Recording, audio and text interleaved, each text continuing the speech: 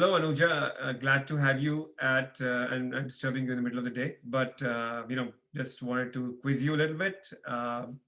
And since you're putting, some real feedback, good, bad, ugly together, so I guess maybe, it would be great to hear what your Ayurkula journey has been and what made prompted you to start on it. That would be something nice to hear from you. Sure, Raja. Thank you for including me in this, and I'm very happy to contribute anything, and hopefully it'll help someone along the way. So my Ayurkula journey started not out of choice, and I think that's the message that I hope people take away from this, that learn from others and take some proactive action. So my Ayurkula journey started after I was diagnosed with stage 2 breast cancer around 3 years ago. And at that point, when you receive such news, I think you want to, after you get over the initial shock, you just want to try to collect as much data as well as many resources as possible to help you in your fight. So for me, I had obviously the medical resources, wonderful resources, but it felt like that I wasn't doing enough, and that things were happening to me, and I wanted to be a little bit in charge of how I approach this situation. So I remember coming and speaking with you, and at that point it was because somebody had told me that wheatgrass has really good medicinal properties, and I remember my first conversation with you was basically on how to grow wheatgrass. However, I left your house that day with so much more information, things like what composes acidic reactions in your body, what is oxidization of your cells. And I just remember thinking there's so much more that's happening inside our body that we know nothing about because we are so caught up in our day-to-day lives. And it was as hard as it was a wonderful call to action to really pause, reflect, and look into the many things that compose our lives. So health, environment, attitude, attention to certain things. So yeah, that was how the journey started. Yeah, I mean, obviously, we do call you a warrior, which you are. But I think, did you sort of also feel that, obviously, when good and bad things happen, we are forced to sort of reflect and as to what maybe the things that were not entirely correct that one may have been doing in the past. And so there may have been some changes, say, oh, well, this should have been different. And obviously life keeps going on at its own pace. But so were there certain things, and like sometimes it takes the entire whole, but that would be great to hear it. Yeah. And actually, I think that's a really interesting question because I don't think I was consciously doing anything wrong. Yeah. I think I was consciously doing many things right. But that's the interesting part, that despite what we think we are doing in our normal lives, right? For example, I would eat healthy, I would work out, but I was missing the makeup of what I was eating. I was missing what kind of exercises I was doing in conjunction to what I was eating. I was totally missing breathing, right? Like I would do it as part of my regular exercises. So a combination of meditation, which I didn't do at all. Honestly, I still don't do. I should, but I think I think that's a really valuable lesson for everyone, that we might think we're doing everything right, but despite that, you don't know how your body is reacting. And as I said, there's multiple factors to it. I mean, cancer is just unexplainable, so one doesn't know. But it's a great wake-up call because there's many other things associated with it, right? Whether you're diabetic or whether you have heart conditions. I mean, we know so many people who end up having heart attacks, and you're like, oh, but I thought this person was healthy, or the person was thin. How did it happen? It's because you didn't pay attention to your lifestyle or exactly what you were consuming. So I think that to me was very interesting to see that it's not a certain type of person who needs to come into Ayurkula, right? You could be perfectly outwardly healthy, You just don't know enough until you take time to know enough.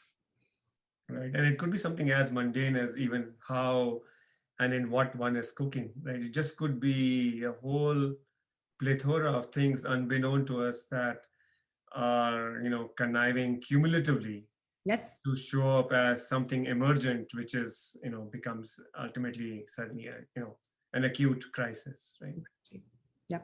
Yeah, despite all the efforts that folks make, and I think also like because I'm sure you make it sound that when you see somebody succeeding in something, it always appears like that it just came easy. I'm sure there is a lot of walking behind all that you must have done, and so I think uh, maybe a good inspirational question for you would be as to what it really takes and what kind of a person would it take to really change, because easy change is easy to hear and talk about or read or see that Instagram post or TikTok, right? But there is really much more than to it than that, and that's really important. Uh, so I think what happens is, pardon the French, when shit hits the fan, you do things because you have no choice, right?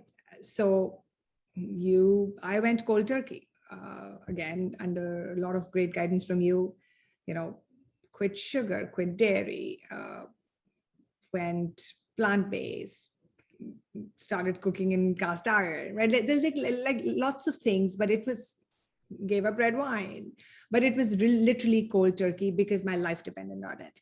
But I think, again, the lesson learned is, why wait till that happens? Because by that time it might be too late, and the consequences are way too severe for how the rest of your life is going to be led. So to answer your question, what kind of person or what kind of uh, strength you have, it's neither. It's anybody. You just need to know that certain things can be avoided. We just need to, as I said, pause, reflect, take stock of what's around us, and take stock of so much knowledge, right? We shouldn't assume that we know.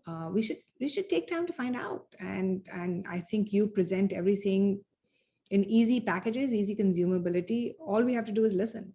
And if you don't, then at some point you will have to listen to your body.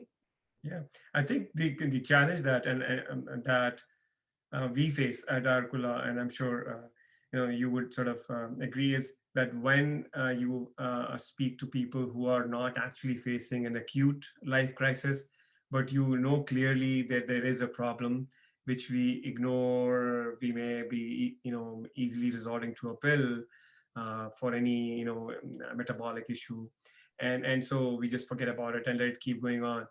And it's not only just that, it's the kind of peer influence we have on our own children, the whole community, right? Because that is really more important, because whatever behavior we have is reflecting around our whole environment, and that gets basically cumulatively shows up in the end where it is too late, or you've gone, why not have children who just remain healthy all the lives long?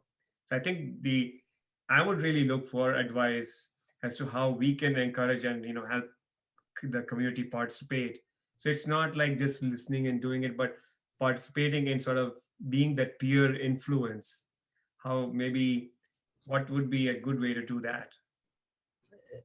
So the biggest thing I feel is, we either do it fully or we don't do it at all, right? And that black and white is hard in today's day and age, right? As I said, I went cold turkey because I had to. Now that life is back to normal, shall we say, um, there are many things that have fallen back into the old pattern, right? So I have to constantly keep reminding myself, remember your journey, prevent it from happening again. But what happens is, it's overwhelming when you listen to, for example, everything that that you hear, or everything that you should do. It's like, oh my God, it's so much to do. Let me not do anything, right? So I think, to answer your question, if we can, like as a mother, if I can say, hey, I'm going to do this one thing for my kids, or I'm going to do this one peer influence, if you will, it's okay. It's okay to start small. Like for me, breathing has been a big part, right? And it's something that now uh, every time something happens, the kids get into a little panic attack. I'm like, the square breathing, something that you taught me, right? It's easy. It's not that hard. I think we can always institutionalize amongst our families, our societies, or just something that you feel that can be done, should be done. I also found now, again, when life has come back to work and things are not focused on my poor health anymore, it's easier to give up things. It's harder to take the time to do things. What I mean is, I still don't have sugar. I can still function without many other things, but I used to juice a lot. I used to grow wheatgrass. I find that I'm not doing the things that require effort, but it's easier to continue things that you can give up. So maybe not ideal. However, my point is, anybody can find something to change, whether it's by doing something, whether it's by giving up something, or whether it's just by remembering that when something happens, this is what I am going to follow. Right, right. I mean, even every single small step counts, and you don't have to have an ideal situation. But even as it relates to what you said about giving up, that is something that has to be really conscious, because again, most people, in not dire situations would not look for giving up, but they would want to add on that super pill, super food, but without listening to, okay, here's what I can just not do and be much better. But Yeah. and So if I can add something to that, I mean, about taking that super pill, I go back to the fact that you don't know what's happening inside your body, right? Yep. So to add something else which is not natural, you have absolutely no idea what that's going to do to the cells that are already acting up against you. So that was not a risk I was willing to take, right? I had to take my chemo and I had to take my radiation. But other than that, I wasn't willing to not go the natural way.